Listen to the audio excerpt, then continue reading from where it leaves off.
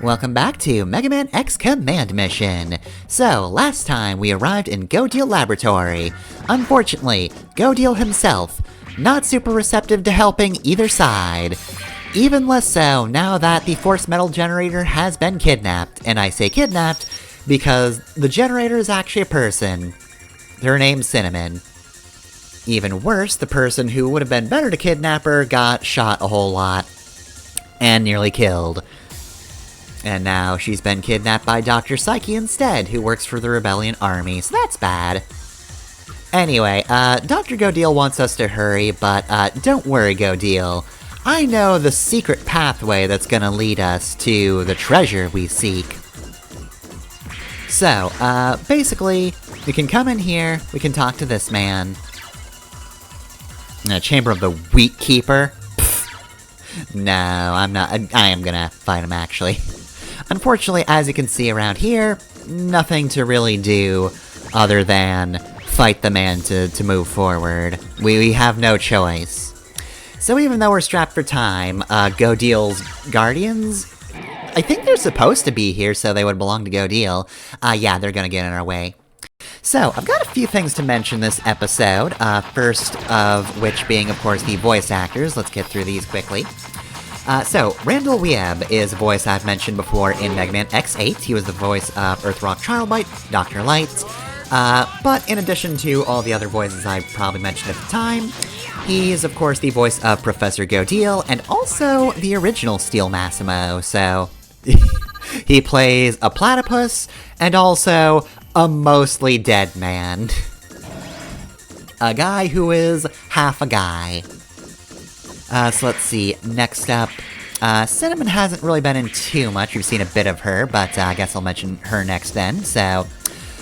she is voiced by Caitlin Medrick, who I don't recognize most of her roles. She was Pawn in Dragon Ball GT, couple Gundams as always. There's almost always some miscellaneous Gundams during this and earlier time periods, but she does seem to be doing recent voice work as well.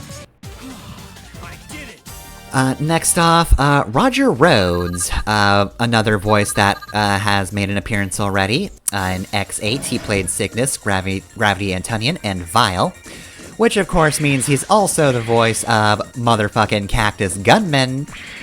That's the only overlap voice I'll mention, you know, I've already gone over this in X8, but, yeah, he's the voice of Dr. Psyche in this game, as well as other characters who will come up later.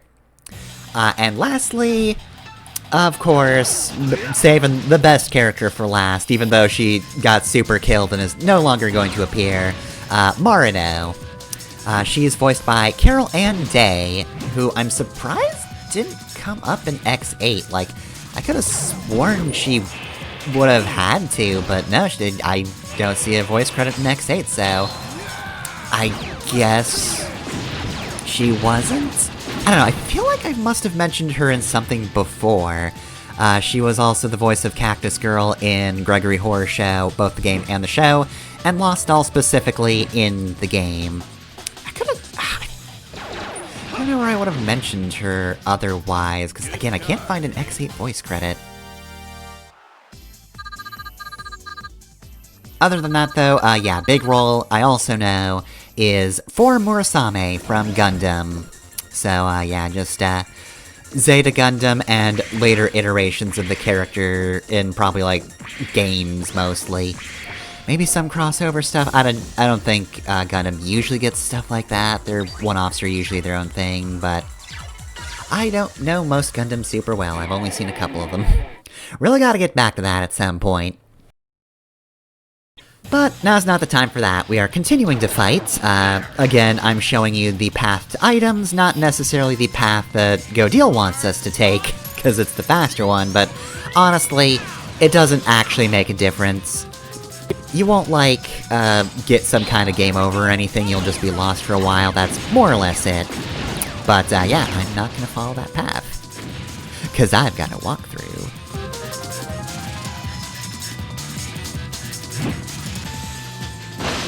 Nothing. Kaboom! Kaboom! I really love Masamo's voice lines. He's got a lot of good ones. Anyway, though, so...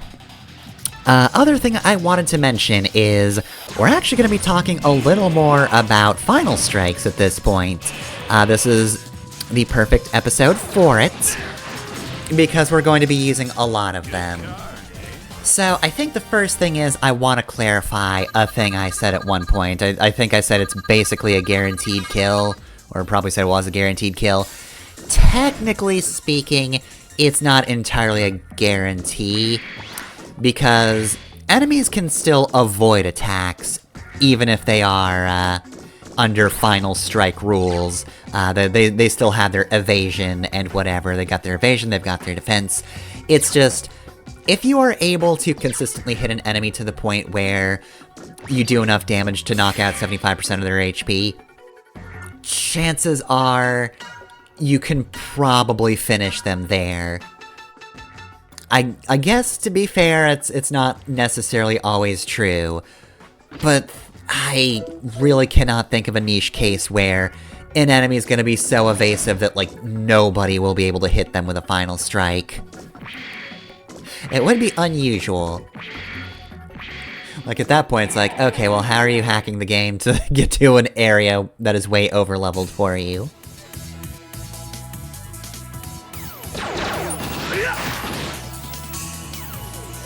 Anyway, the other thing I need to mention is, this didn't really come up, actually there's two other things now that I think about it, but, you'll notice that there is a hit count when we get to Final Strike, and basically, each character has their own kind of, like, Final Strike weapon. They will either attack up close or far away, and so there's some amount of variance for the number of times each character will attack when you get to the end.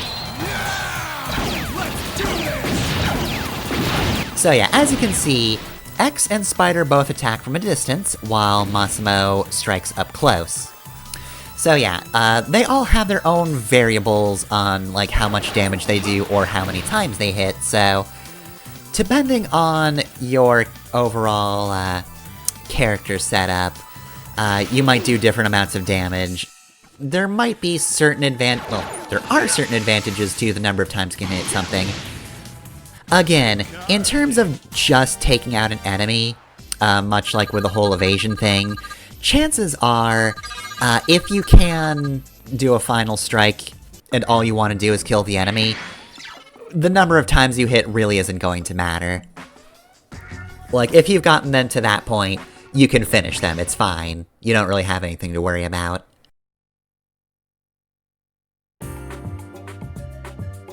What do you think, Spider? She'll be okay. She's breathing. Check it out. Sleeping Beauty awakes. Who are you? What are you doing here? That's my line. We're from the Resistance. We're after Psyche of the Rebellion Army. Psyche? Well, well. So you're gonna find Psyche and kick his butt? I'm Marino, the petty thief. Thief? Hey, if you're going to get Psyche, take me with you. You? A thief? Why? I don't care who this rebellion army is. All I know is I'm not gonna stand by while they steal stuff I could be stealing.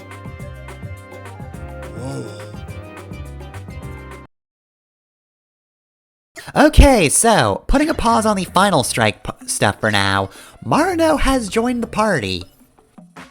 So yes, now we can actually have more character variation than just X, Massimo, and Spider.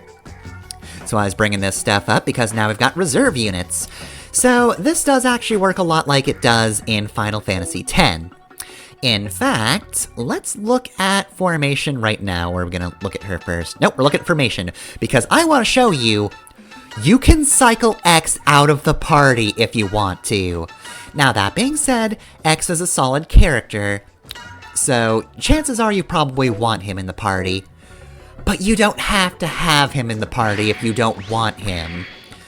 So yes, we're not shackled by some mechanics from older RPGs, like, oh, I don't know, most of the Final Fantasies before 10, we can not use the main character if we want to. And you might not. X is great. But, like, you can still see him in the overworld and just not have him in the fight. It's fine. So yes, you can actively cycle out characters. You can do it in battle, too. It's pretty immediate. Of course, you do want to take turn order into account. You will cycle a character in, it's just, you know, if you want to, oh, I don't know, replace Massimo, who is not the fastest character, although, to be fair, X also kind of getting outsped right now, you just have to take that into account. You might be waiting for a while to get Spider back into the party if he's who you want, so...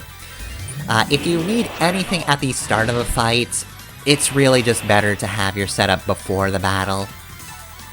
Just so you don't get surprised by turn order. Anyway though, Marino herself, of course as you might imagine from the thief-type character, she's very fast and usually pretty dodgy. Of course it's early yet, so she hasn't quite hit her full potential. We might want some more... force metal on her for that. She attacks up close for her final strike, and she, of course, attacks very quickly. So, chances are, with her, you'll probably be getting a lot of hits on for a final strike.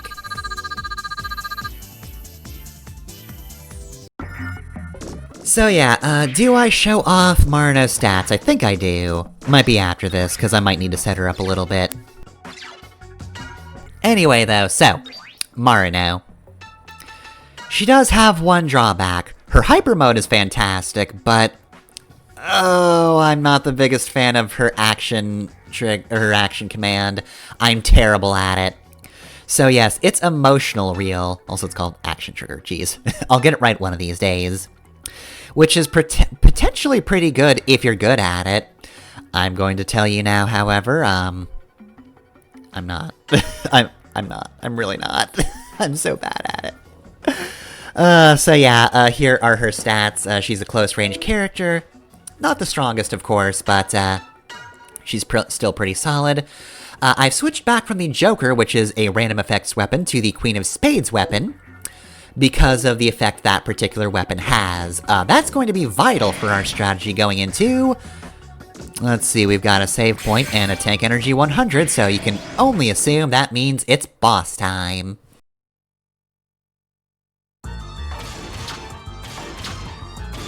Psyche! What? Lousy thief, you should be dead! And X, is it? Dr. Psyche, your rebellion army days are over. Ha! Wretched vermin! I pity you. I truly do. You obviously have no understanding of how far the rebellion army can take Reploid technology. You mean technology for war? I'm wasting my time with you. I'll take care of you myself. Get ready to meet your end. Oh no, the weird dome guy's gonna fight us, whatever will we do? Alright, time for the next boss. Perfect. You'll make a good specimen. Okay, so, this guy kinda needs a very specific strategy if you want to keep him in a loop. He keeps on summoning these needles, which is an interesting attack that doesn't necessarily benefit him. More on that later.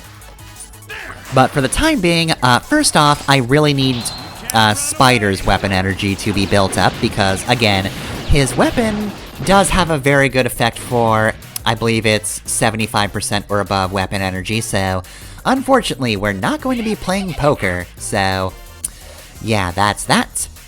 Right, if you destroy all of the needles by Dr. Psyche's turn, then you're able to just have him stuck in a loop where he'll keep summoning needles. Okay, so, here's another final strike thing. The last thing I did not mention because it has not been relevant up until this point. However, if you are able to hit multiple enemies below the threshold in a single strike, you can choose who you want to hit with the final strike. You just need to press the arrows. And do be mindful that you do need to do enough damage between the two of them, or three of them in this case, it can be three. Yeah, you need to do enough damage between the three of them that you're able to actually take them out. See, I got two of them here, so the final strike's easy, I don't have to worry about that. But yeah, that is, again, the thing that, I could have mentioned earlier, because technically I could have procced it, it's just a little bit difficult to in previous circumstances. Even with the X-Buster, I find I have a hard time doing that, but the needles have so little HP that it's really not a huge problem. So yeah, that's the big thing I needed to mention with Final Strike. The last big thing is just, you can hit multiple enemies, just remember to actually target them, because you need to specifically aim at them. It's not just, if 3 enemies can be final struck, you get them all at the same time. No, you have to make the conscious decision to attack them. Anyway, as for the rest of the fight, so, Dr. Psyche, he's got 12,000 life energy, no weaknesses but no strengths either, so he is completely element neutral. You don't have to care about that. 85 power, 46 armor, 40 shield, 74 speed. So, Summon Needles, of course, summons Needles, which we haven't seen what those do yet. But he can use a move called Needle Shower, which he will use up the needles in order to either raise or lower random stats, both to him and to you. So, like, chances are, he could accidentally debuff himself and buff you at the same time. It's happened to me before. I did do a second take of this because I figured, yeah, no, this is just a much more efficient strategy than to keep Spider with the Joker weapon that I had, which is neat. It is just a random effect weapon, but as you can see from this is way more effective. And we got to learn about multi-hit final strikes. So next off, he has a move called 4D Throw, which he's not going to use because he's stuck in a loop forever. Though, even in the old run, I don't think he ever used it. I think... oh god, here we are, emotional reel. So yes, it's a slot minigame, and I'm so bad at it. Like, I try to time it out. You can see the pattern in them. There's like, I don't know, up to maybe 10... of the reel, so I'm basically just going like, okay, heart, chest, boot, whatever. You know, whatever the order is, just trying to get the timing right, but I just keep failing. I'm going to warn you ahead of time and say, I absolutely could not pull that move off in this video. I hope I can get it someday, because, look, every other aspect of Marino is fantastic. I'm just so bad at this. But basically, you can either get a, well, there's 3 options. You can get a high damaging attack, you can get an HP drain attack, or you can get a guaranteed steal. So yeah, that is way better than just the, item theft, whatever that one's called that Spider has, that I did briefly consider putting on Marino, cause, you know, it works cause she's a thief and all, but she currently has a Zenny booster, as well as the Hawkeye sub-weapon, which guarantees her an attack, so I don't really want to switch Zenny, or item stealing just yet. Cause, I don't know, it does give Spider a little bit of use. He's kinda running out of niche here, so he needs it. Anyway though, back to 4D Throw, I got distracted. So apparently he can throw a book, which is just a single target attack that ignores shield. Glass Jar, which is water damage to the whole party. Key, which is single target attack, lowers shield by 25%, instead of just ignoring it for a single attack. Round Bottom Flask, which is water to a single target that can freeze them. Screwdriver, which is just single target. It's probably one of his worst moves. And then Syringe, which absorbs 10% of your life energy. That sucks to get hit by, you don't want that. And then the attack that I did see in the other one, but I don't think we ever see here, Doom Blaster. 2-hit, inflicts Berserk. So you might want Berserk Protection, because he can do some status ailments. As can the needles if they actually survive. They haven't so far. They only have 400 HP. But they can do Needle Vulcan, which is a 3-hit attack, Stun Gun, so that one's Bind, Smoke Out, which is Blind, Code Breaker, which is apparently DOA, you know, dead on arrival, so a 1-hit kill. I definitely didn't see that one. Virus Attack, which is, well, virus, so poison, and Cryogenic, so freeze. So yeah, you really don't want those things to be alive. Thankfully though, yeah, that was a pretty efficient run, and now Dr. Psyche is dead. I didn't have anything creative for that. Sorry. We scientists have a nasty bite!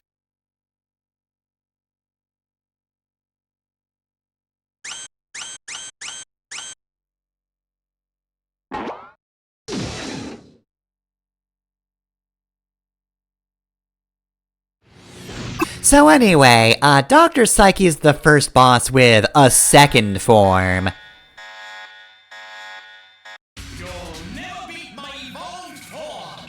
I think I will. So yes, this is the Mad Nautilus. If you thought it was weird that we just had a form, or a Maverick that was just a guy, well guess what? Here's his real Maverick form. That this one is just a big ol' Nautilus with his head in it. So yes, he's got a few moves, as well as 38,500 HP. Still no strengths or weaknesses, 275 power, 85 armor, 95 shield, and for some reason this thing is faster with 100 speed. So yes, he has Mad Blaster, which is a single target attack, Penetration, which is a single target attack that ignores shield, Mad Cocktail, which is just a random status effect, Death Gravity, which is, it hits you and, basically quarters your health. Energy Capture, which, like Syringe, will absorb 10% of your, LE. And Mad Ecstasy, so that is 6 hits, which is by far his most dangerous attack. He can spread that damage out, so either, 6 hits against 1 person, 3 against 2, or 2 against 3, so you might be incredibly screwed depending on who he decides to hit you with. He also has a gimmick, which you probably noticed at the start of this round, in that, until we do something about that shield, he'll counterattack. So yeah, he'll just use Mad Blaster if you try to hit him. Plus, he's got heightened defense up until we can actually take care of that. Okay, there we go. Mad Ecstasy! Yeah, there's his ultimate attack. That wasn't too bad because I was defending and Spider is invisible. So now we have a single turn to do as much damage to him as we possibly can. Thankfully, we've built up plenty of weapon energy, so X-Fire here is going to unload all of that in a single charge. He's very evasive, but even the single attack I got was incredibly effective. Right, so it's time for Marino's Hyper Mode, Quicksilver. So look at the turn order right now, and tell me what you see. You see Marino getting 2 turns in a row. So yes, Quicksilver is probably one of my favorite Hyper Modes in the game. The most important thing is that it massively— oh god. Oh, don't do this to me. Oh, you're wasting your turn. This isn't gonna be good.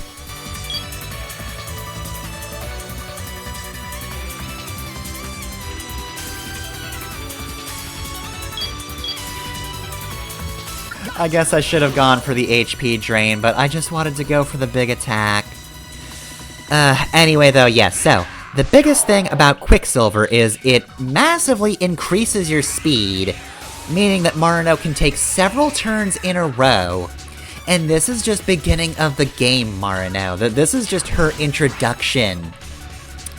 So yes, her actual boosts are 50% increase to life energy, 20% boost to power, 75%, I think protection from water, I don't know why that's there, but sure, whatever.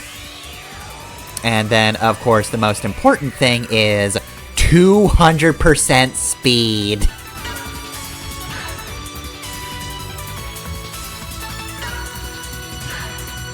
So yes, this is a very cool one. It doesn't give the biggest boosts to power, meaning that it's not going to be as effective as X-Fire for actually getting damage done. It's not going to be quite the defensive powerhouse that Glint Armor is.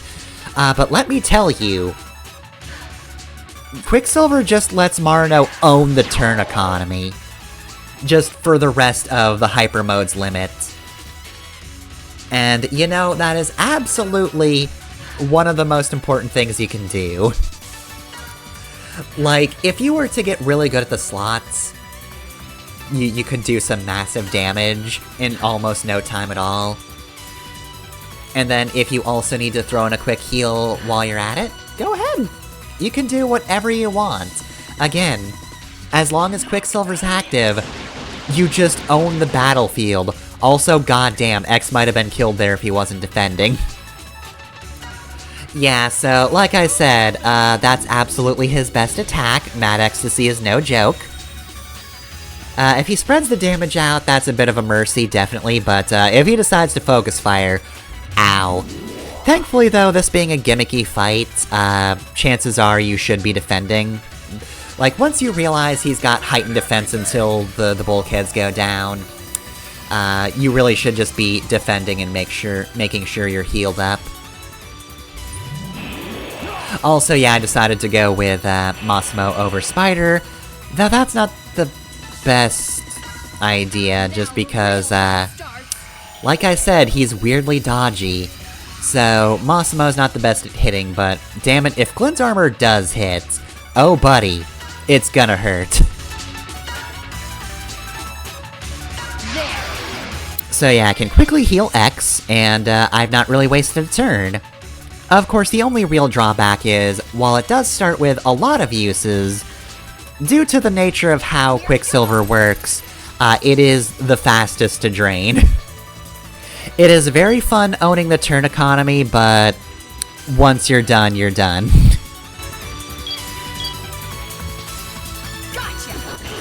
Yeah, Marino's Stamp is doing, like, okay damage. No, not even okay. Very mediocre damage. Also, damn, that was an out-and-out block. Nice.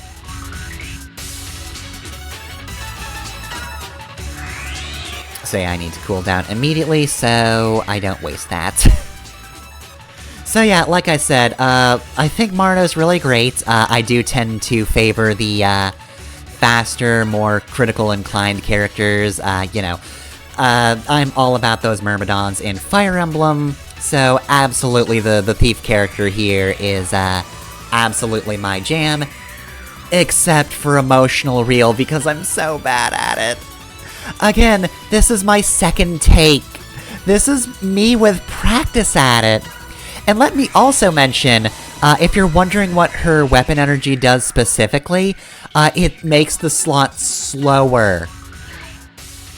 So, like, if she reaches 100% weapon energy charge, that's supposedly as easy as it gets. And I still cannot hit it for shit. I have not successfully gotten anything at any point. Marino Stamp is mediocre damage.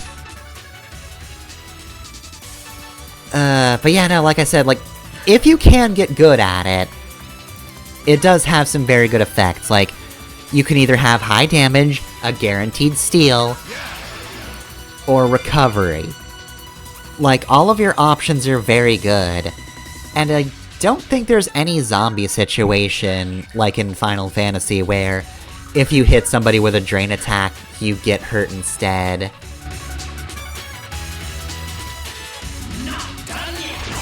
That sucks, but it's fine, it's fine, it's fine. So yeah, like I said, this is a very, very gimmicky fight, but to be fair, his first form is gimmicky too.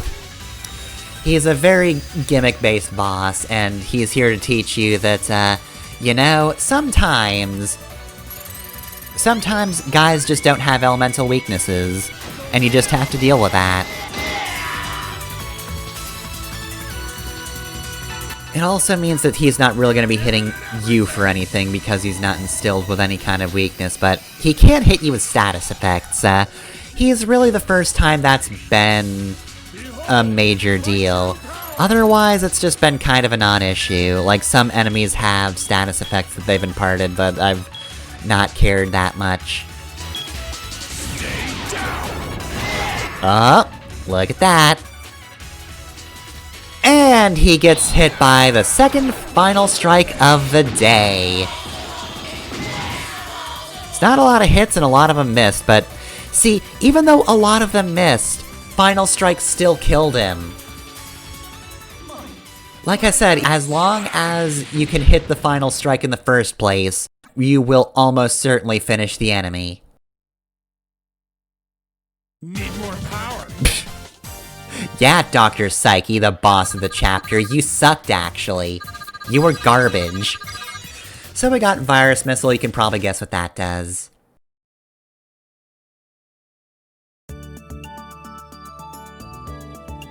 Professor! X, I must thank you. You've rescued my dear Cinnamon. But I won't cooperate. Not with the Rebellion Army and not with you. The Force Metal Generator, Cinnamon, must not be used to wage war. X. Professor, I want to fight with X. What? Cinnamon, what's gotten into you? I'm not being used. This is my own idea. We can't let people like Psyche and the Rebellion Army get away with this. I know now that I must put this power that you've given me to good use. I want to try and help my new friends. Cinnamon? Please? What's the verdict, Professor? Well, lad, perhaps Cinnamon is right after all. Dr. Psyche was a wonderful mind. The Rebellion Army destroyed him. We can't allow that to continue. Thank you, Professor Godil. Looks like we have a new ally. A new ally? Don't you mean two? Marino! You're going to fight with us, Marino? But a thief like me? Your past doesn't matter. I knew you had a good heart. That's why I let you kidnap me. Oh, shucks. Welcome on board, Marino. Alright, so Cinnamon joined the party, and I hope you're ready for a tutorial that is not going to be relevant until next episode. Here's the FMG screen. I'll actually talk about it next time, but yeah, we've got a whole major mechanic tacked onto this character. So yeah, we'll go over all this next time, because it's the end of the episode and it's the end of the chapter. So yeah, I hope you enjoyed this chapter. It did not have as good a moment as Massimo had in Chapter 3, but like I said, that's kind of the highlight of the game for me, so it's all been downhill from here, except Marino joined, so it's not actually been downhill. I lied, someone cool joined the party. And next time, I hope you're ready to not really see her that much, because it's gonna be another intermission episode. I mean, there'll be some fighting, but, you know, calmer fighting with fewer stakes.